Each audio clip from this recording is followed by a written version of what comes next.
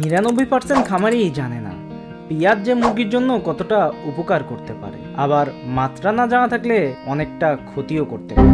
কারণ পেঁয়াজ কাটার পর এতে থাকে এনজাইম এবং সালফো অক্সাইড, এই দুটোর মিশ্রণে তৈরি হয় সালফেনিক অ্যাসিড। তাই পেঁয়াজ কাটার পর মানুষের চোখে পানি আসে।